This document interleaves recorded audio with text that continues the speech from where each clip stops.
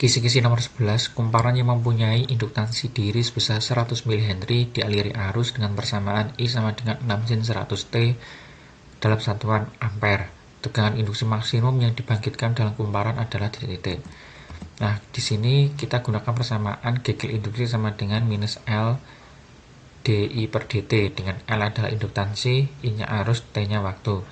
Kemudian kita harus cari dulu dI per dt-nya. Dalam persamaannya dituliskan arus 6 sin 100T. Kalau diturunkan jadinya 100 dikalikan 6, sinnya jadi cos, kemudian omeganya tetap sama 100T. Maka di sini karena yang dicari adalah induksi maksimum, maka kita anggap cosnya sama dengan 1, sehingga didapatkan dI per dt-nya 600. L sama dengan 100 mH, kita jadikan Henry 0,1, maka Gauge induksinya adalah minus 0,1 kali 600 sama dengan 60 volt. Kisi-kisi nomor 12, jika arus pada kumparan dinaikkan secara beraturan dari 0 sampai 4 dalam waktu 2 detik, maka akan menghasilkan Gauge induksi 10 volt. Jika kumparan tersebut dialiri dengan arus 2 ampere, besarnya energi yang tersimpan adalah titik-titik. Energi yang tersimpan dalam konduktor itu bisa kita cari menggunakan persamaan energi sama dengan setengah L kalikan I kuadrat. Di sini kita harus nyari Gauge induksinya dulu. Gauge induksi sama dengan minus L delta I per delta T. Delta I-nya itu adalah 0 sampai 4. Berarti kan 4 kurangi 0, 4, kemudian delta T-nya 2 sekon. Maka nanti didapatkan induktansi dirinya itu 10 per 2 sama dengan 5 Henry. Nah, di sini untuk mencari energi kita gunakan persamaan setengah Li kuadrat, L-nya 5, I-nya dalam soal itu adalah 2. 2 kuadrat 4 kalikan setengah, 2 kali 5 10, jawabannya 10 Joule. Kemudian nomor 13, kisi-kisi, sebuah kumparan terdiri atas 80 lilitan diletakkan dalam medan magnet. Apabila flux magnetik yang dilingkupi berubah dari 4 menjadi 1, 4 kali 10⁴ menjadi 1 kali 10⁴ dalam kurun waktu 4 milisekon, maka Gauge induksi adalah berapa? Besarnya Gauge induksi kita cari menggunakan persamaan minus N delta flux per dt. Nah, di sini N-nya dari soal 80. Kemudian delta fluxnya itu kan dari 4 ke 1, berarti kan nanti 3. Kemudian di sini nanti waktunya 4 milisekon kita ubah menjadi sekon, yaitu 4 kali 10⁻3, sehingga didapatkan Gauge induksi sama dengan 6 volt. Kisi-kisi nomor 14, di sini ada gambar. Medan sebuah batang konduktor yang digerakkan ke kanan dengan kecepatan 50 cm per sekon, panjangnya 20 cm, dan medan magnetik yang bekerja pada daerah tersebut adalah 0,8 Tesla. Sebatas kawat U, kemudian kawat AB dapat bergerak bebas dalam medan magnet mungkin tegak lurus terhadap bidang pembaca.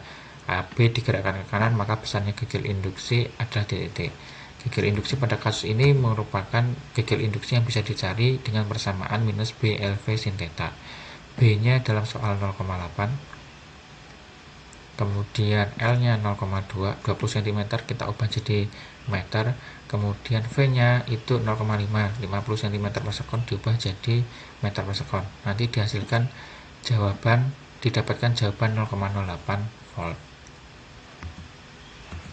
Soal 15. Di sini ada sebuah generator memiliki kumparan 40 lilitan, luas penampakan 0,02. Berada dalam medan magnetik 0,25 Weber per meter pangkat 2. Agar dihasilkan Gauge induksi sebesar 8 volt, maka kumparan tersebut harus diputar dengan kecepatan titik-titik. Nah, di sini kita tuliskan dulu rumusnya. Gauge induksi sama dengan BA omega N. Kemudian Gauge induksinya 8, B-nya 0,25, A-nya di sini 0,02, yang dicari omega, kemudian N-nya adalah 40. Kemudian nanti kita peroleh melalui perhitungan bahwa omeganya itu nanti sama dengan 40 radian per sekon. Nah, untuk membuat radian per sekon menjadi RPM, radius per menit atau putaran per menit, maka kita harus kalikan dengan 60 per 2 pi. Nanti didapatkan hasilnya 1200 per pi. Kisi-kisi nomor 16. Ciri-ciri trafo step down adalah sebagai berikut. Pernyataan 1 sampai 4 diperhatikan.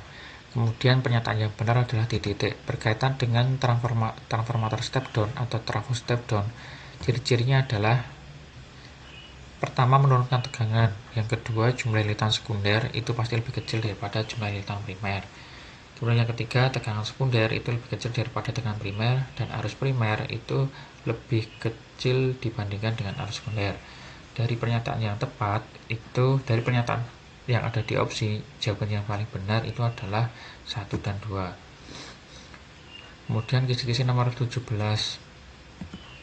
Trafo step up mengubah tegangan dari 25 volt menjadi 250 volt. Efisiensi trafo 80%, komparan sekundernya menghasilkan 40 watt. Besar kuat arus primer adalah titik-titik. Nah, kita gunakan persamaan bahwa efisiensi sama dengan daya sekunder dibagi daya primer kalikan 100%. Efisiensinya 80%. Kemudian untuk daya keluarnya adalah 40 watt. Kemudian untuk daya primer itu merupakan perkalian antara tegangan primer kali arus primer. Nah, di sini nanti ketemu bahwa arus primernya adalah 2. Nah, soal nomor 18 perhatikan grafik tegangan bolak-balik terhadap waktu di bawah ini. Nah, di sini yang benar pernyataan yang mana dari opsi ini? Itu ada sebuah gelombang sinusoida. Di situ tegangan bolak-balik berarti harus dimulai dengan V. Nah, di sini yang benar adalah apa? Di sini kalau lihat dari grafik, titik puncaknya itu kan 200, maka Vmax-nya adalah 200. Kemudian untuk V efektifnya berarti nanti V efektifnya adalah 100 per akar 2. Diperoleh dari 200 dibagi akar 2. Di sini jawaban yang paling benar adalah yang C, V efektif sama dengan 100 akar 2.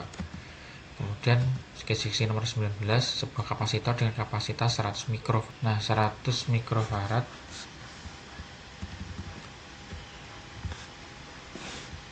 dihubungkan dengan tegangan bolak-balik 110 volt 50 Hz.